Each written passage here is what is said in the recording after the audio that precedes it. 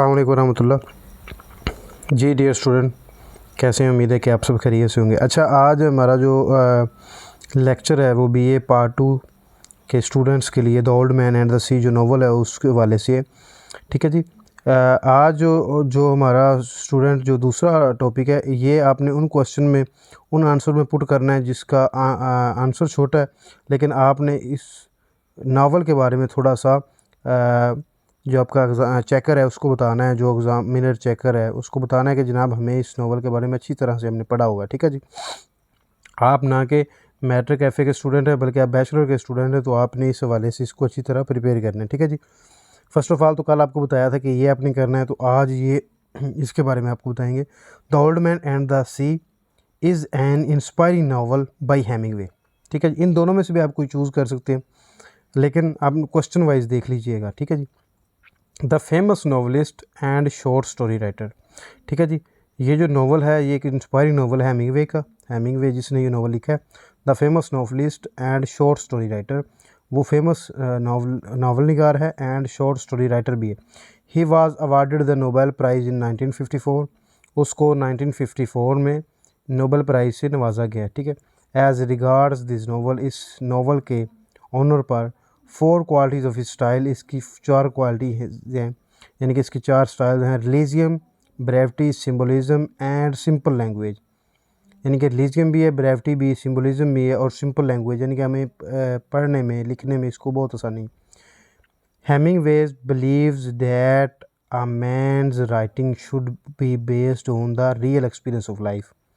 यानी कि हेमिंगवे ये समझता था कि अगर हम हमारी ज़िंदगी में कोई भी चीज़ हम इंसान लिखता है ना, जो राइट करता है, जब उसको अंडरस्टैंड करता है, तो उसकी बेसिक जो लाइफ पे होती है ना जी, यानी कि उसके साथ जो गुजरी होती हैं चीज़ें, वो उसको लिखता है, तो वो इंसान उसको अच्छे तरीके से लिख सकता है।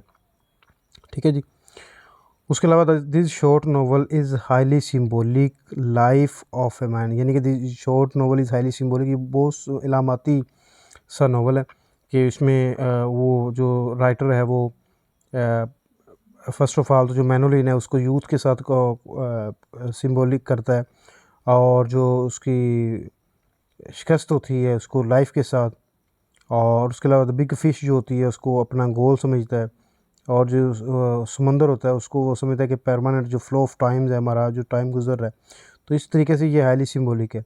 Life of a man is beautifully symbolised in the simple and short novel. यानी कि इंसान की ज़िंदगी को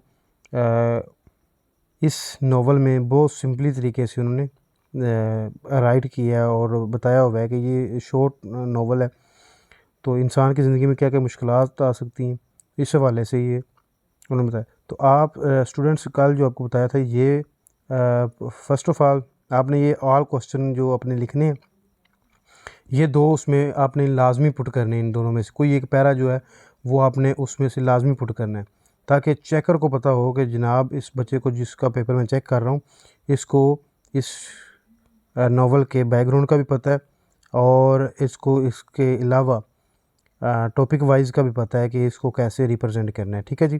तो इस तरह ये होगा कि आपका पेपर जो होगा वो आप अच्छे तरीके से टैकल कर सकते हैं, और चेकर जो होता है वो आपको अच्छे मार्क देता है। ठीक है जी। वैसे तो ये होता है कि अगर आप सादा सा आंसर शुरू कर देते हैं, तो उसने ये समझा होता है कि आपने रटाया सिस्टम है जी, और आपने उसके अलावा जो है नावल के बारे में कोई चीज़ ऐसी नहीं पढ़ी, या कम से कम राइटर के बारे में ऐसी चीज़ नहीं पढ़ी, तो इसलिए फिर वो आपको नंबर कटते जाते हैं, और लास्ट पे वो आपको 1-2 दफ़ा उस पेपर में कंपार लगा दिए, सप्लीमेंट्री सप्ली आ जाती है। आप सप्लीमेंट्री देते हैं तो वही चीज़ें तो रहती हैं। तो इसलिए आपने इन चीज़ों को, इन गलतियों को मद्देनज़र रखते हुए अपना पेपर जो है वो रिप्रेजेंट करना है। ठीक है जी। ओके, इजाज़त दीजिएगा। अल्लाह आपका हामी नासिर हो।